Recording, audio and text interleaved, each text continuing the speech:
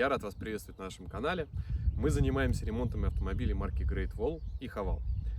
В сегодняшнем видео у нас будет достаточно интересное, и я еще поведаю концовку вообще всей этой истории, которая, как по мне, она немножко странная. Потому что, есть некоторые вещи, которые я не совсем понимаю, почему и как. Ну да ладно, об этом расскажу позже. Значит, автомобиль из города Санкт-Петербург. Проблема, как заявлял владелец, надо поменять прокладку ГБЦ.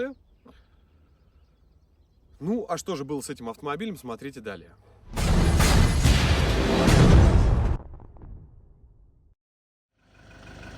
Вот, собственно, автомобиль, герой нашего сегодняшнего ролика. Автомобиль из города героя Санкт-Петербург. Значит, проблема следующая. Говорит, уходит антифриз, причем уходит много, но вроде не перегревается. Говорит, уже за год владения хозяин влил в него порядка 20 литров антифриза, если не больше. Вот. Просит, значит, поменять прокладку ГБЦ, заодно разобраться, куда там что уходит. Но да не суть. Здесь еще есть такая проблема, как не текущий, а дымит машина сильно. Вот я сейчас подойду.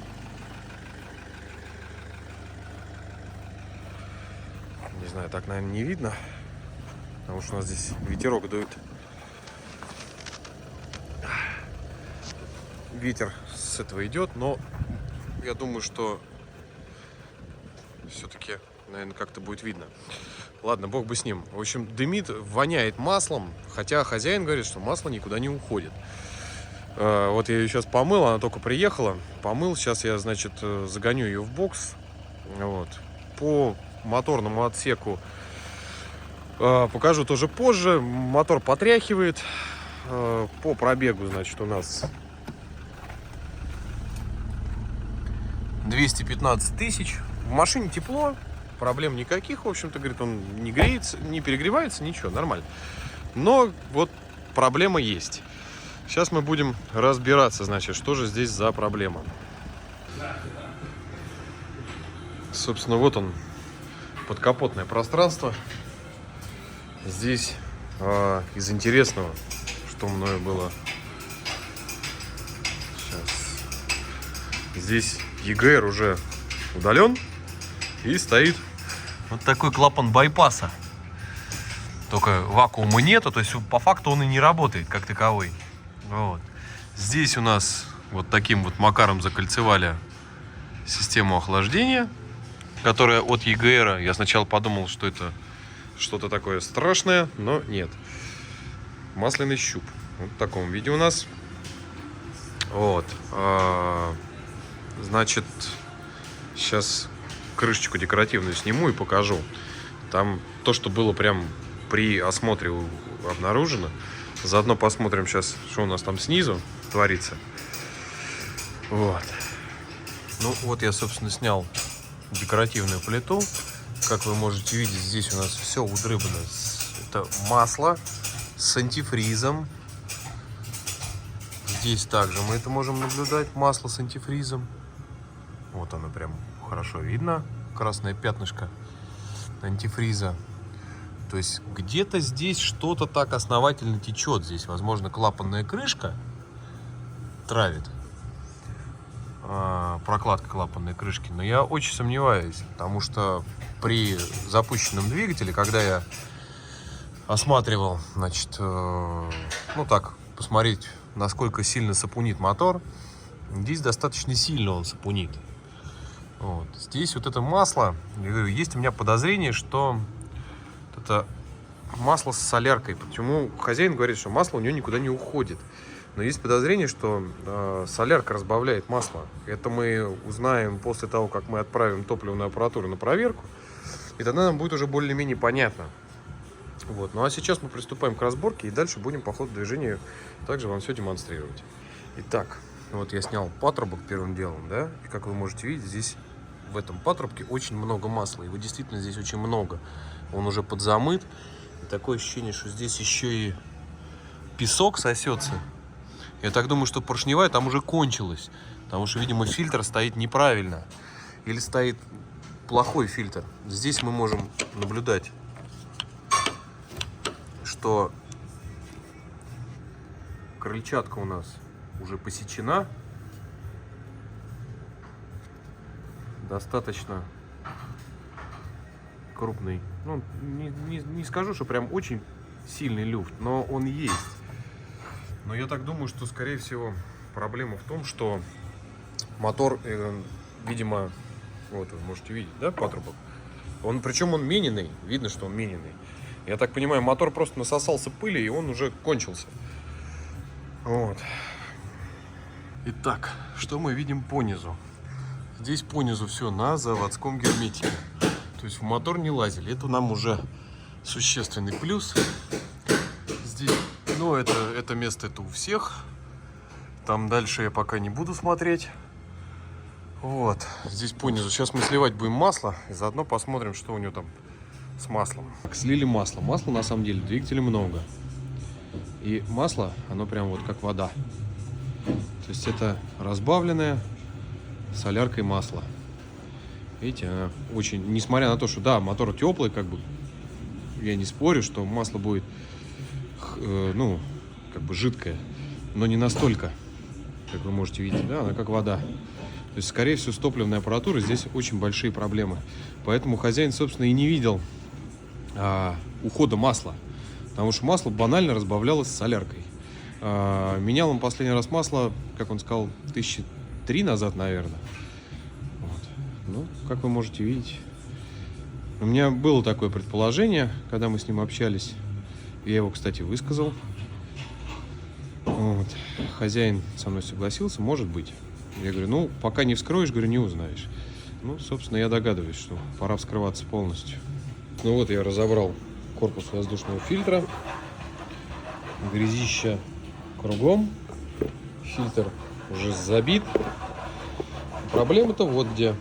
Вот она, резинка, неплотно прилегающая. А так как турбина у вас как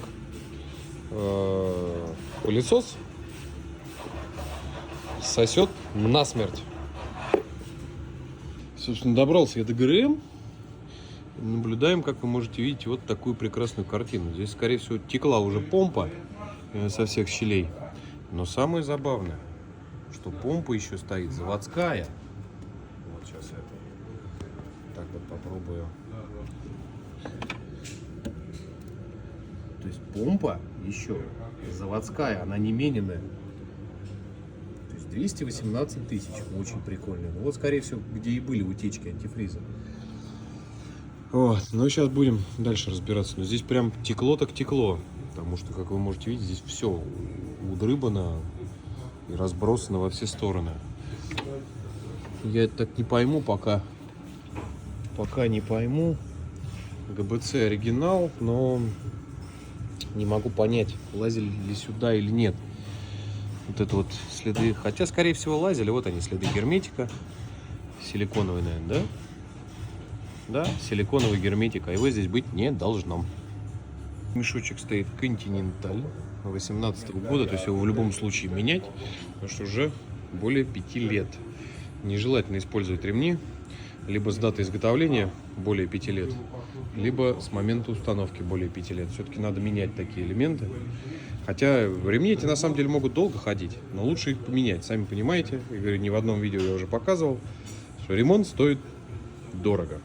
Вроде бы ремень Continental, а ролики стоят говно, вообще ноунейм какой-то. И они уже очень шумят. Теперь по помпе. Она вот, видите, я ее пытаюсь пальцем крутить, тяжело. И она уже подклинивает. То есть 100% помпу пора уже менять. Хотя у нее вот люфта нету. Но вращается она очень туго. То есть ей уже хана. Собственно, вот мы добрались до распредвалов. Постели в вполне себе достойном состоянии на самом деле. То есть здесь ничего. С распредвалами тоже тут у нас никаких проблем я не вижу. Сейчас снимем распредвалы и посмотрим заодно, что у нас с гидрокомпенсаторами, коромыслами и всем остальным. Вот, в общем, снял распредвалы. На одном коромысле пружина йок. Уже развалилась. А здесь вот... А здесь уже пятка выбита просто. Причем очень выбита. Поэтому коромысла однозначно под замену, гидрокомпенсаторы под замену, потому что они уже мертвые, они уже даже не то что не продавливаются, они уже все. То есть он даже не накачивается. Вот.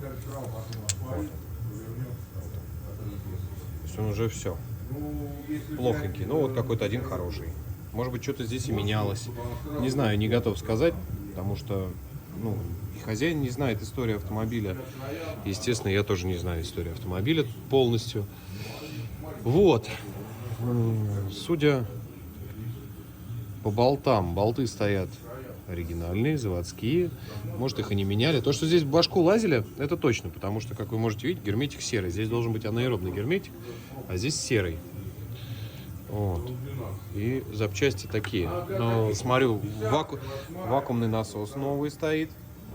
Вот.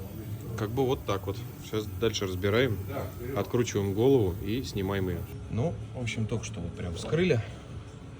Что мы здесь видим? Да, прокладка оригинал. Сейчас ее бы отодрать еще для начала. Прокладка оригинал. Тут что-то терли по состоянию. Ну, вот он, видно, что 3-й, 4-й цилиндр жрут масло. Да и по ходу видно, что 1-й, 2-й еще вроде более-менее живые. Хотя, ну как более-менее живые? Зеркалочка тоже уже такая порядочная. Здесь его вообще уже нет, в 3-м, 4-м цилиндре. Здесь вообще зеркало в 4-м цилиндре. Да и видно, я говорю, по поршням прям видно, что здесь масляный жор есть, здесь масляного жора нету. Ой-ой-ой, весело. Надо вскрывать. Значит, глубже. Сейчас пригласим хозяина, он пока еще в городе. Пригласим, продемонстрируем. Ну, в общем-то, на этом история этого мотора заканчивается. Хозяин принял решение о замене двигателя на контрактный. Сейчас он поехал его искать. Потому что мы не занимаемся подбором моторов, потому что это занимает очень много времени и сил. А у меня, к сожалению, этого времени нету этим заниматься.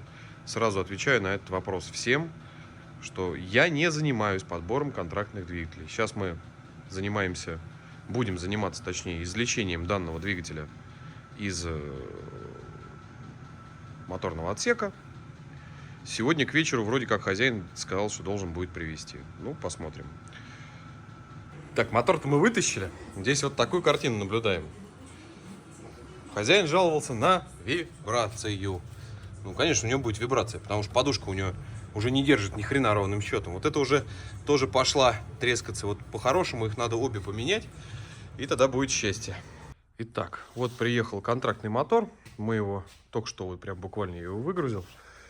При беглом осмотре, что я здесь вижу? Что мне не понравилось, например? По крепежу. Ну, патрубок вот этот драный, но здесь как бы запас достаточно большой, можно его удлинить. Мотор уже разбирали. Это видно вот по крепежу. Вот я сейчас вот так вот. Его крутили. То есть вакуумный насос, постель. Вот даже видно. Постель. Невооруженным глазом. Кто-то здесь уже что-то крутил. Здесь по низу идет заводской герметик. Синего цвета. Все как и полагается. Мотор этот с вингла. С 5-го. Нам такие винглы не возили. Дизельные. Ну, может быть, где-то там и завезли пару штук. Всего-навсего. Вот. Ну, ладно, не суть. Что нам надо будет сделать? Во-первых, мы поменяем вот это на штуцер, потому что это уходит в другую сторону, это очень неудобно. Поменяем на штуцер, ЕГР все равно выбрасывается. Здесь, кстати, как вы можете видеть, здесь хомуты тоже уже червячные стоят, хотя должны стоять одноразовые вот такие вот. Он и здесь должен быть, и здесь, и вот здесь. То есть мотор вот здесь вот. То есть я так понимаю, что голову ему уже скидывали. Вот. Что еще? Что еще? Пум-пум-пум-пум-пум. Даже не знаю. Ну, как бы... В целом, вроде, выглядит мотор достаточно неплохо. Здесь во впуске, это потом фонарик я возьму, посмотрю. Сейчас уже времени много, поеду домой. В целом, выглядит очень даже неплохо. Надо будет скрыть ГРМ, поменять сразу ремень. Мотор этот 2013 года, как вы можете видеть. Даже маркировки отличаются. То есть, этот пятерка, это как раз то, что это Вингл. Вот. Да, стоит вот этот вот патрубок вингловский, который вот я привез металлические. Тоже считаю классное решение на самом деле. Генератор здесь другой. Генератор придется поменять. Хотя можно попробовать и подсоединить сюда плюс. Разницы как бы никакой. Фишки-то как бы то же самое, только на ховеровском генераторе у него сзади плюсовая клемма подходит. Здесь она вот тут сбоку. Я думаю, что сильно большой разницы в этом нету. Можно попробовать это все сроднить. Чтобы не откручивать нам, ничего не менять. В случае чего, просто выдернуть мотор и поставить его обратно. Вот. О чем я, кстати, говорил. Да? На Вингле заводской патрубок идет силиконовый. Почему они... Вот эту вот вещь. Почему они ховер 5 обделили таким силиконовым патрубком? Очень хороший вопрос. Насос гидроусилителя другой, но он, в принципе, нам роли не играет. Мы его все равно будем снимать здесь, потому что будет ставиться свой. Компрессора кондиционера нет, нам же проще, потому что мы будем все это дело все равно переставлять. И как бы вот... Ну, это я еще более детально попозже подсниму, потому что нам надо будет перекрутить маховик. Потому что здесь его в принципе нету. EGR, как я уже сказал, я говорю, будет сниматься, будут ставиться заглушки. Вакуумный насос оставим. Я говорю, вот это все, это как бы трогаться не будет. Вот я говорю, только скинем EGR, поставим заглушки. Переделаем вот эту штуку. Ну, а все остальное будет, собственно, то, что было на этом автомобиле. И будем пробовать запускаться. Потому что человеку горят сроки. Мы попробуем это сделать к выходным. Сегодня у нас вторник. Попробуем к выходным это все сделать и поставить. Так, ну что ж, продолжим. Сейчас вот приступили к демонтажу тут старой проводки. Вообще, сколько я смотрю на все эти контрактные моторы, меня так раздражает вот это варварское отношение ко всему. То есть вот эти обрезанные патрубки, проводка. Это все денег стоит, причем немалых. На этом тоже можно заработать. Ну, людям пофигу. Так, теперь спуск относительно чистый, но я, правда, тут уже продул маленько. Теперь здесь трубы у нас, ну, достаточно чистые. Правда, не могу понять, что они такие белые все, в известке какой-то. По турбине.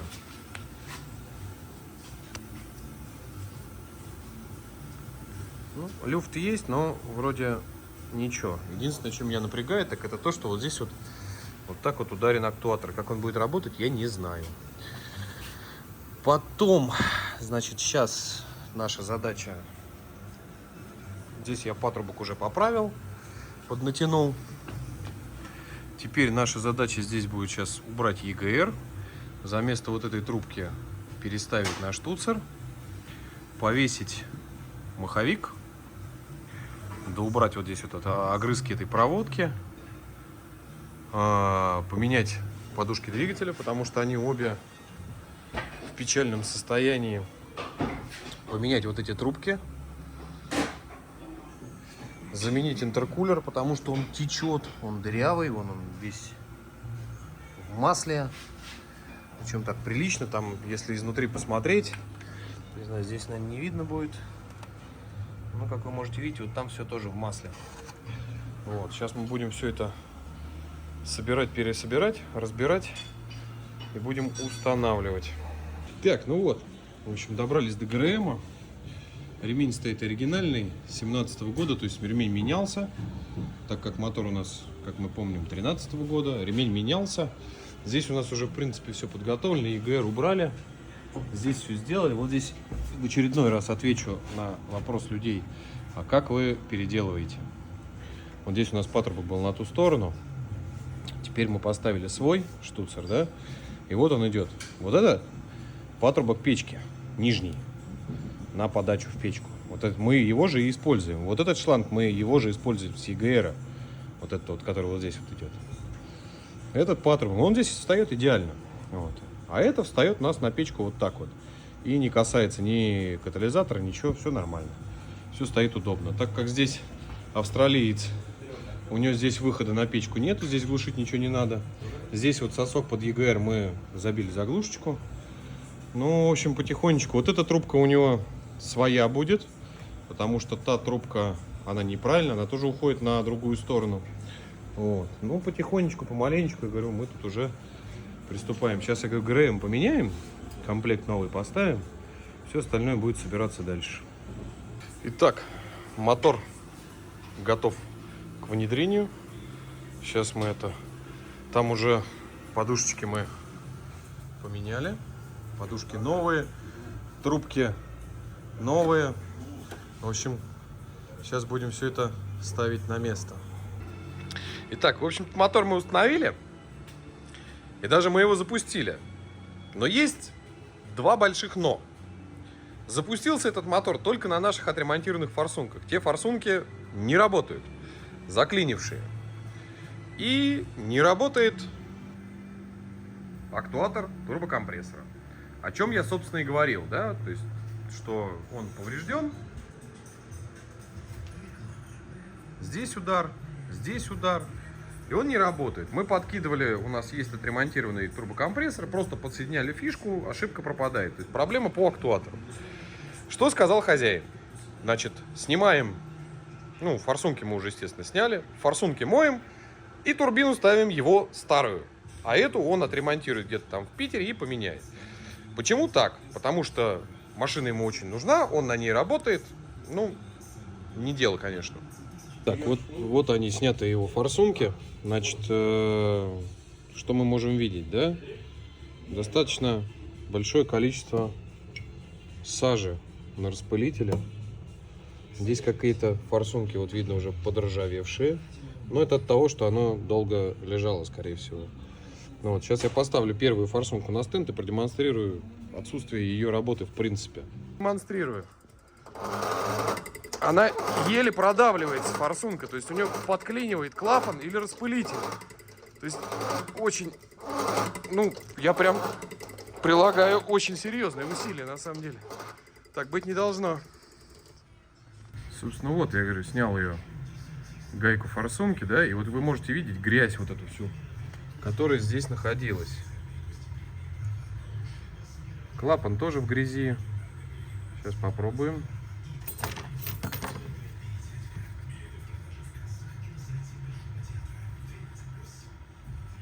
Хотя клапан вот вращается свободно. Вот распылитель я вытаскивал, иглу распылителя вытаскивал, были проблемы. То есть он так немножко подзаклинивший там. Ну и распылитель весь грязный. То есть сейчас это надо все разбирать, очищать.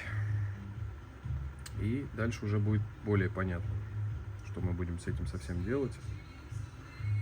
Попытаюсь вам показать вот эти вот борозды на клапане.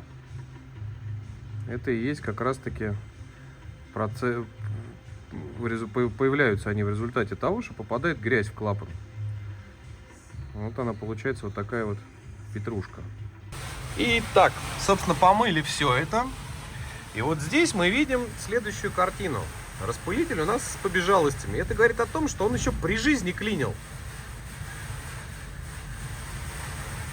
Так, это уже интересно. Сейчас надо будет собрать и проверить подачу с обраткой. Вообще живой он распылитель или нет. И вот по итогу, только после всех этих манипуляций, форсунка начинает работать правильно. Я особо даже усилий не прилагаю для того, чтобы ее накачать. По итогу мотор запущен. Значит, но проблема в другом. Проблема по форсункам, потому что проблема в электрической части. То есть это опять надо разбирать форсунки, либо чистить, либо, скорее всего, проблема по электромагниту.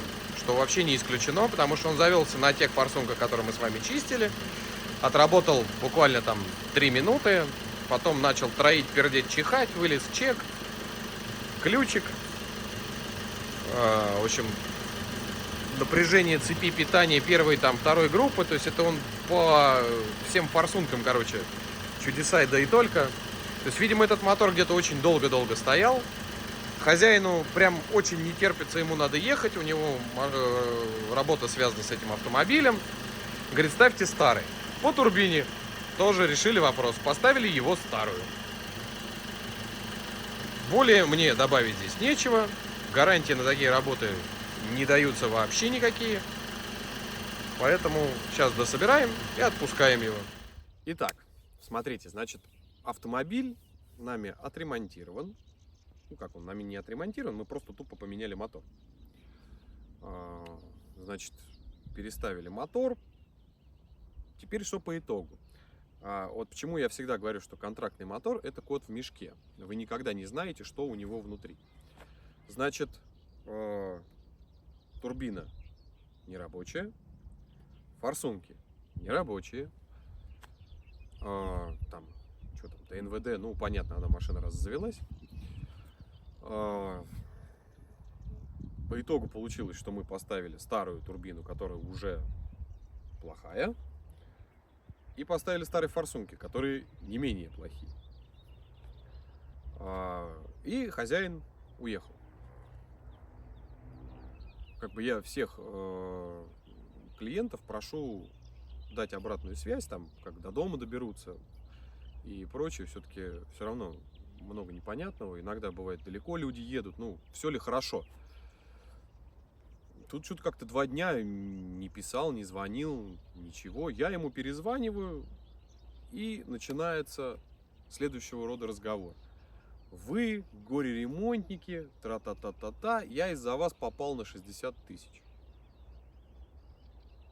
Пытаюсь выяснить, а в чем же, собственно, суть проблемы. Суть проблемы, как я понял, следующее.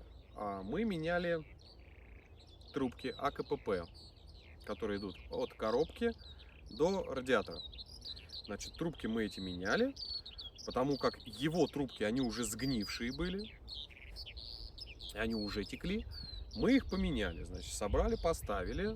Машина у нас тут, я говорю, я и по городу на ней ездил, проверял, чтобы нигде ничего не текло, все нормально.